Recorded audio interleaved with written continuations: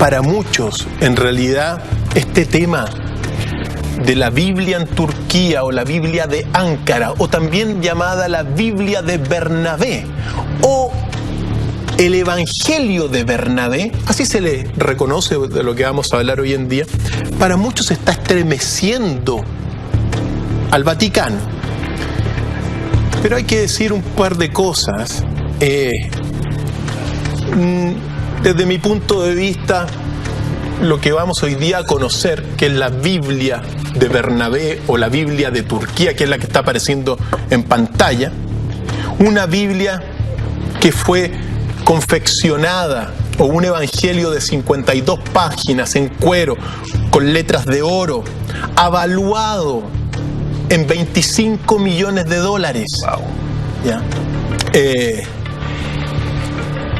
Que fue encontrado, querido Ignacio, en una operación contra el contrabando realizada por la policía de Turquía en el año 2000, y que en el año 2010 este texto fue entregado al Museo Etnológico de Ankara. Este texto, para muchos, está estremeciendo al Vaticano. ¿Podríamos definirlo como un nuevo Viejo Testamento? Lo podríamos definir como un texto apócrifo. Y apócrifo son todos estos textos que no son reconocidos por la tradición bíblica. Por eso, en realidad, si bien es cierto, muchos dicen que esto estremece al Vaticano, estremece a la Iglesia, en realidad no, porque ¿qué es lo que sucede? Que la Iglesia no los reconoce. Es verdad que los estudia, es verdad que el Papa Benedicto XVI ha pedido ver esto y una copia en su momento dado, pero no son reconocidos por la Iglesia. Que bueno, y que son señales también de un momento de crisis y decadencia también de la Iglesia Católica, eso hay que señalarlo. Uno tiene que darse cuenta en el contexto que está la Iglesia, para bien o para mal, pero la Iglesia está viviendo un cisma. Estamos en un cisma de la Iglesia. El cisma donde hay dos papas. En estricto rigor, no hay un papa. Está el Papa Francisco por un lado, y está el Papa Benedicto, que es un papa emérito. Un papa que renunció. Exacto. Son cosas que uno tiene que contemplar, porque cuando uno ve que se está en un cisma, en estricto rigor, cuando siempre el representante en la tierra de Jesús tiene que ser un papa nomás. Esto es un escándalo en el fondo. Aunque no lo quieran ver, no lo quieran tocar, es un escándalo. Claro. ¿Ya? Pero también por otro lado uno ve, bueno, todos los problemas que tiene a nivel de los bautismos, cada vez son menos los bautizados de la Iglesia. Los escándalos de pedofilia. Y estos textos apócrifos que han ido surgiendo en el último tiempo, como los evangelios gnósticos, como el evangelio de Judas, como el evangelio de María Magdalena, y ahora el evangelio de Bernabé, o la Biblia turca, como se le ha llamado. No le genera mayores problemas porque, mira, ¿qué es lo que sucede? En momentos de crisis, generalmente estas instituciones, en vez de abrirse a revisar sus postulados y sus principios e incorporar las tradiciones que se están descubriendo, lo que hacen es volverse sumamente rígidas y herméticas. Y terminan después, según la historia, muchas de estas instituciones terminan decayendo por lo rígida que se transforma. Entonces, esto que vamos a ver hoy día no afecta a la Iglesia Católica, porque es apócrifo. Pero sí es verdad que la Iglesia es una dentro de 5.000 iglesias de base cristiana. Y hoy en día hay muchas iglesias que están buscando que se publiquen estos textos, porque quieren conocer el verdadero origen del cristianismo. Entonces, así es la historia. Y esta Biblia es, en este sentido, un tesoro. Se le atribuye, y entrando en materia, se le atribuye que fue lo que se llama el Evangelio de Bernabé, que es uno de los apóstoles de Jesús. Sin embargo, fue escrita en el siglo V a VI después de Cristo, por lo tanto, es evidentemente que no fue escrita por Bernabé, pero sí es muy posible que hayan sido escrita por discípulos de Bernabé. En este sentido, es falsaria, en cuanto a que no es el original de Bernabé, pero sí es genuina también, o auténtica, en el sentido de que transmite un lejano manuscrito del apóstol Bernabé, que también es apócrifo. Porque recordemos que el concilio de Nicea del 325 fue el concilio que reconoció solamente unos textos que son los cuatro evangelios, y el resto lo mandó quemar. Lo fantástico de todo esto, que apenas quedaba una copia del Evangelio de Bernabé, y ahora apareció esta, que se le llama la Biblia de Turquía, y que habla en el fondo de una tradición bastante distinta a la tradición que se conoce comúnmente, a la tradición canónica. Mira, hoy en día hay alrededor de 150 documentos apócrifos que lo están tomando diferentes iglesias y diferentes tradiciones para poder reconstruir el cristianismo antiguo. Por lo tanto, yo creo que al margen de cualquier cosa, lo mejor es ver lo que dice el Evangelio de Bernabé. ¿Qué es esto? Fíjate tú que también una de las particularidades está escrito en piel, con el paso del tiempo se ha deteriorado y se ha puesto negra, pero también hay unos dibujos de Jesús con sus 12 discípulos en la última cena. Por lo tanto, es un patrimonio, es una joya de la Escritura, aunque no haya sido el original de Bernabé, ¿ya? ¿Te parece que veamos qué es lo que dice? Porque, veamos, aquí están los grandes cuestionamientos, o más bien dicho, por qué lo que al menos algunos teólogos de la iglesia están temblando, según algunos, ¿ya? El fragmento dice lo siguiente, son 52 páginas. Yo afortunadamente logré obtener algunos pasajes de la traducción. Y dice lo siguiente: en el momento en que los judíos se preparaban para ir a capturar en el huerto de los olivos a Jesús, este fue arrebatado al tercer cielo. Fíjate lo que dice. Primero, te señala que los judíos fueron a capturar a Jesús en el huerto de los olivos. La tradición que uno conoce es que un destacamento romano fue allá. Entonces, esto está culpando a los judíos. Es controvertido, ¿ya? Pero antes de que llegaran, Jesús fue arrebatado al tercer cielo. Siempre es bueno recordar los estratos divinos, porque está el hombre, después viene el primer estrato divino, que son los ángeles, después vienen los seres fantásticos, como las ondinas, los duendes, el alicanto y todos estos seres mitológicos. Y en el tercer cielo están los dioses, semidioses, dioses zoomórficos. Pues bien, Jesús, según esto, fue arrebatado al tercer cielo. Después siguen 4 cielos más todavía. Fue arrebatado al tercer cielo. Dice, porque no morirá hasta el fin del mundo Jesús.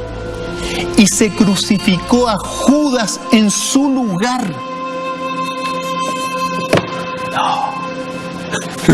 Eso es lo que dice. Yo estoy leyendo y compartiendo con los amigos, contigo, con los amigos en casa, lo que dice el Evangelio de Bernabé. Muy revelador esto. Revelador. Sí, Judas fue crucificado en lugar de Jesús, teológicamente uno no podría esperar la resurrección. Por un lado. Por otro lado también es bueno recordar una cosa, que respecto de que aquí a los judíos aparecen capturando en el huerto eso, desde mi punto de vista, es verdad que estaban en contra de Jesús, los líderes del templo de Jerusalén, pero quienes mandaron a capturar eran un destacamento romano. Y a Jesús, el acta romana dice que fue muerto a mors agravata. Eso dice el acta romana, es decir, los romanos mandaron a matar a Jesús. No significa que los judíos no hayan participado y están de acuerdo, pero los que mandaron a matar a Jesús, según las actas romanas, fueron ellos. Y amor sagravata significa, mira, la amor sagravata es una sentencia a muerte que solamente opera contra los sediciosos, es decir, sediciosos contra el imperio romano. Según esto, Jesús, según el análisis que nosotros hacemos, Jesús era un sedicioso contra el imperio romano, que era uno de los enemigos. Y aquí aparece esto. Lo que sucede es que este evangelio de Bernabé tiene una influencia muy fuerte del Islam. Entonces, uno tiene que comprender un poco que al menos aparezcan los judíos de alguna forma siendo culpados, pero no es coherente con las actas romanas. Exacto.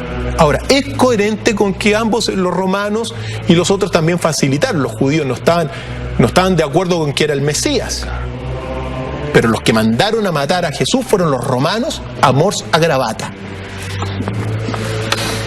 Ahora, fíjate lo que dice. Es decir, que en vez de Jesús fue tomado Judas. Y Judas fue crucificado. Mira, aquí uno tiene que unir ciertas cosas con el Evangelio de Judas. El Evangelio de Judas narra en uno de los pasajes que el único apóstol, discípulo que comprendía verdaderamente el plan de Jesús era Judas.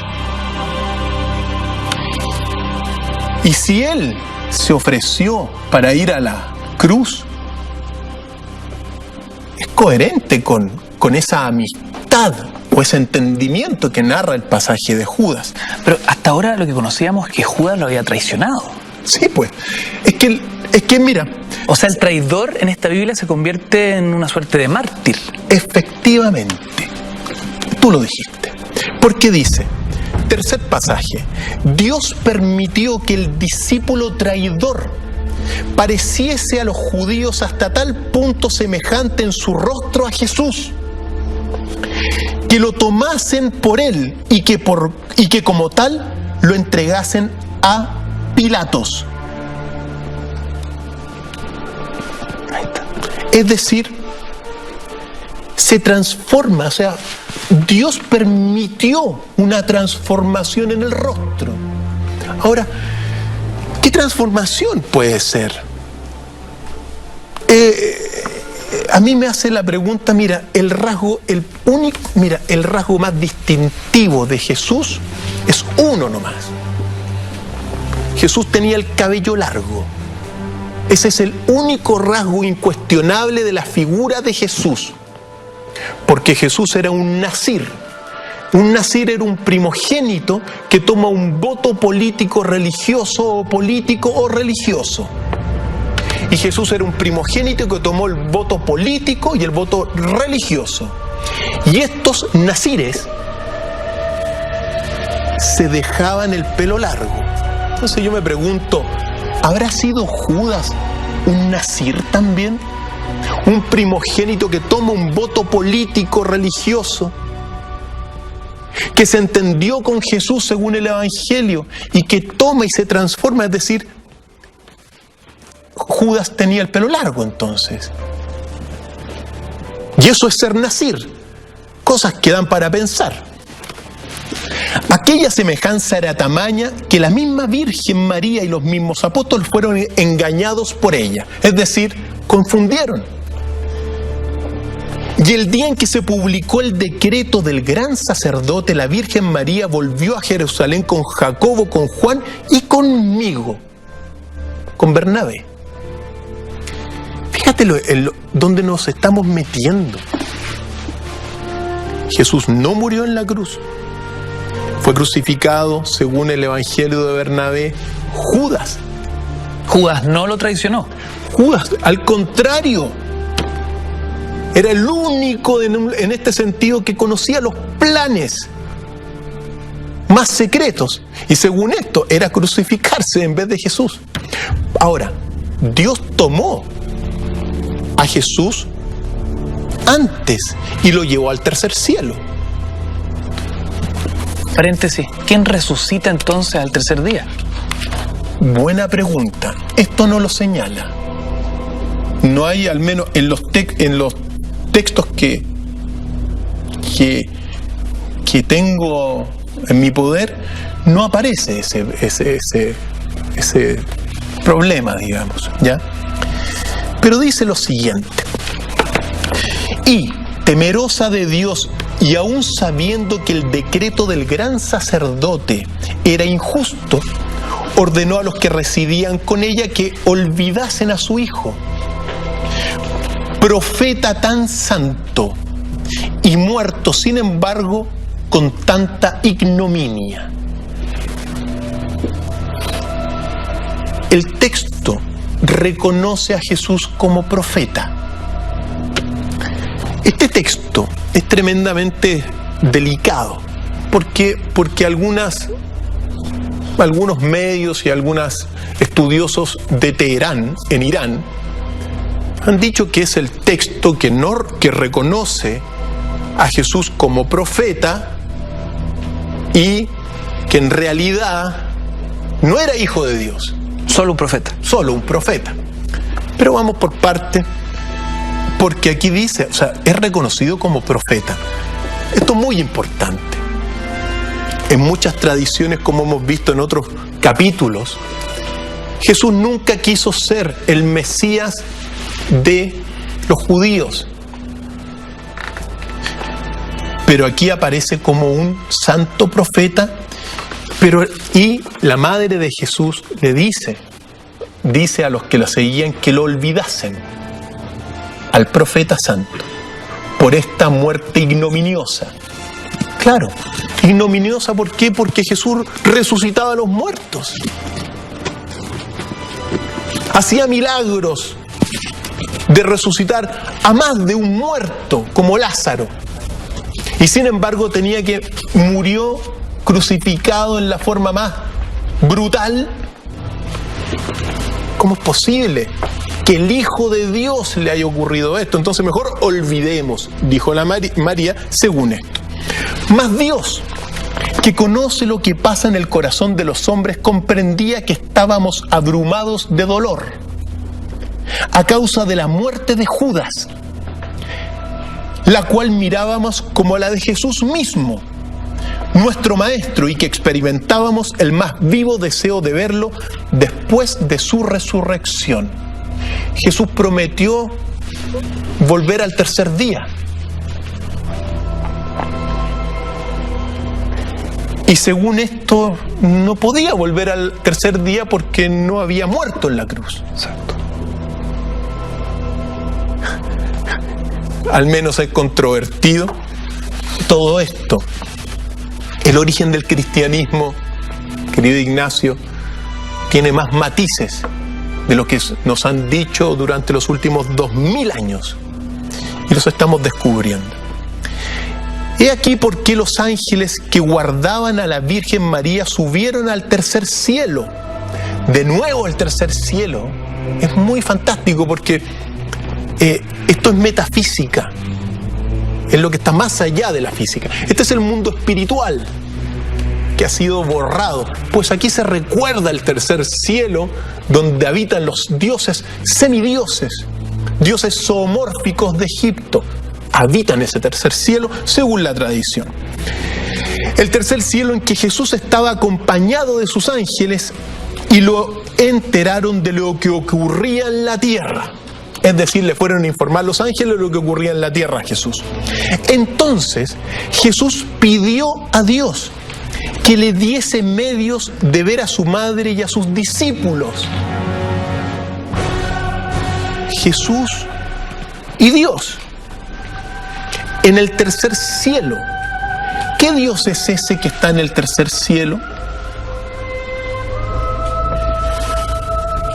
Es bueno preguntarse eso. Cuando nosotros leíamos la Atlántida, en un momento dado los dioses se repartieron la tierra. Cuando nos vamos a las tradiciones sumerias, los dioses habitaban la tierra. Cuando nos vamos a las tradiciones antiguas de Egipto, pero estaba en el tercer cielo. Y Dios, según el texto de Bernabé. Paréntesis, en Twitter nos pone aquí Marcellus Maximum. Dicen que Atlántida podría haber sido una gran nave extraterrestre, por eso que se ha visto a la Atlántida en varios lados. No me calza eso dentro de las tradiciones. Son buenas esas aclaraciones en función de lo Sí. que comenta Sí. enérgicamente nuestros amigos en Twitter. Sí, es una bonita historia de ciencia ficción, pero no calza. La Atlántida, según todo lo que era, es un continente. Es bueno decirle eso a nuestros amigos. Y que bueno, y que da para mucha más fantasía la Atlántida. Seguimos. Y Dios, lleno de misericordia, ordenó a 4 de sus ángeles más queridos, Gabriel, Miguel, Rafael y Uriel, que llevasen a Jesús a la casa de su madre y que la guardasen allí durante 3 días consecutivos, no dejándolo ver por más personas que por las que creyesen en su doctrina. Y Jesús, rodeado de esplendor, llegó a la habitación en que estaba la Virgen María con sus 2 hermanas, y Marta con María Magdalena, y Lázaro conmigo, y Juan con Jacobo y con Pedro. Y al verlo fuimos presa del pavor, que caímos todos al suelo como muertos. Se les presenta Jesús llevado por los 4 grandes ángeles. Es decir, la resurrección no fue porque Jesús nunca murió. ¿Quién lo bajó? Porque, a ver, aquí uno tiene que ser sumamente claro. ¿Se vaporizó? ¿Se le generó la teletransportación como Star Trek? ¿O bajaron del cielo acompañados en una nave espacial? ¿O cómo? Entonces unos dicen, los más creacionistas, los más fanáticos religiosos, que era el espíritu que se encarnaba y se evaporaba, algo nunca visto, salvo en Star Trek. Pero si tomamos la teoría de los alienígenas ancestrales, eran una especie de seres con mucho poder que bajan a la Tierra en naves espaciales. Los dioses tenían siempre, es bueno recordarlo, tenían mucha fuerza, tenían un resplandor que iluminaba, que causaba pavor y miedo. Eso está en las tradiciones y en todas las tradiciones. Y gozaban de la inmortalidad. Esas son las cualidades de estos dioses de la antigüedad que se tomaban la tierra, que se mezclaban con hombres y que están registrados en todas las antiguas tradiciones. Tú los veías e incluso les tenías que hacer monumentos como los zigurati y otras tantas cosas. Y resplandecían. Y Jesús bajó rodeado de un resplandor también. ¿De qué estamos hablando? porque esto del resplandor es coherente con el resplandor de aquellos dioses antiguos. Por lo tanto, lo que nosotros estamos viendo no es la resurrección de Jesús en este texto, sino que la manifestación de Jesús en la casa de María. Mas Jesús, levantando a su madre y a sus discípulos, dijo: no temáis, ni lloréis, porque vivo estoy, y no difunto como me habéis creído. Vivo estoy. Y cada cual permaneció largo tiempo como fuera de sí ante el asombro de ver a Jesús, a quien juraban muerto. Nunca murió, según esto.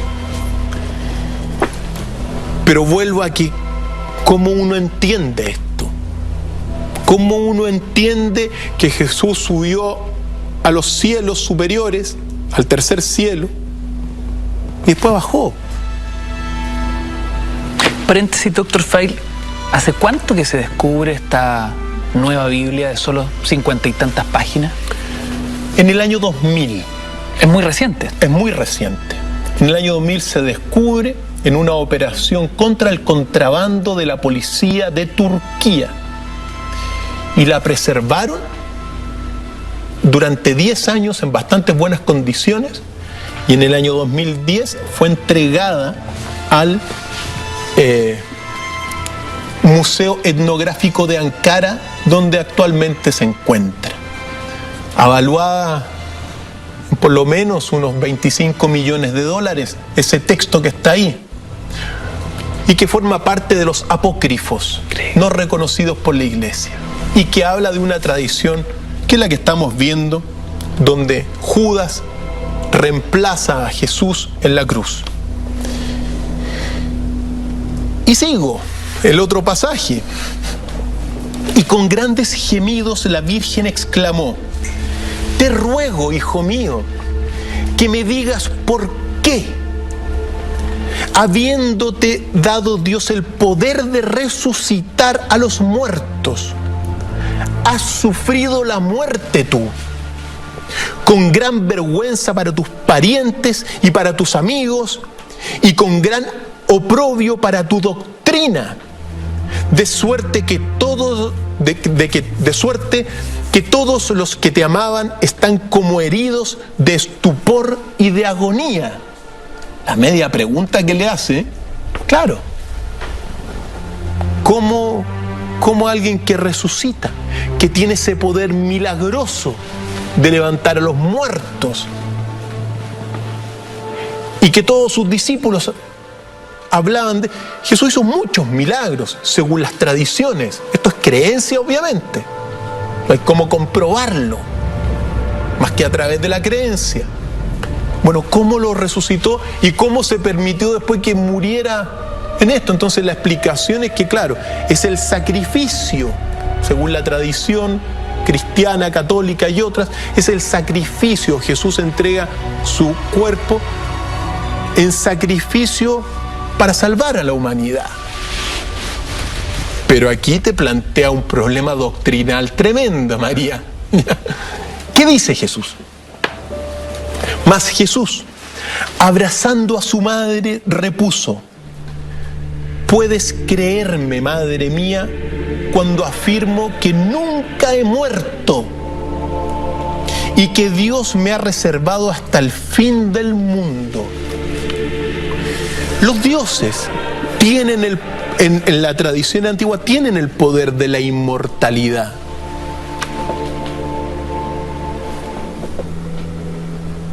Así está escrito en las tradiciones antiguas de muchas civilizaciones. Que Dios le entregó la inmortalidad a Jesús. Y lo que es más, Él dijo: nunca he muerto. Jesús, según este texto, nunca murió en la cruz. Increíble, Dr. Feil. Revelador y muy controvertido. Controvertido. Yo creo que a muchos, por lo menos a varios en el Vaticano, esto le mueve el piso. A pesar de que hemos discutido acá que no es tan así. Pero ¿Tú crees eso? O sea, me parece increíble que un texto que aparece de modo tan reciente A ver, plantea una teoría tan distinta a la que ya conocemos. a ver, a la institución no le mueve el piso. Como dijimos, la jerarquía no le mueve el piso. Sí, a sus fieles. A sus fieles sí. Pero a la al Vaticano no le mueve el piso. Pero a los fieles sí. A los cristianos sí. Y sobre todo a los millones de cristianos de iglesias que no son la católica, que están buscando la verdad. Mira, desde 1945, con el descubrimiento de los manuscritos del Mar Muerto, los textos gnósticos y los evangelios que se han aparecido, nosotros estamos en un momento de revelación. Lo hablábamos un poquito la semana pasada con todo lo que es el Apocalipsis. Nosotros estamos en un momento de revelaciones para la humanidad y que son pruebas que tenemos que pasar para poder evolucionar.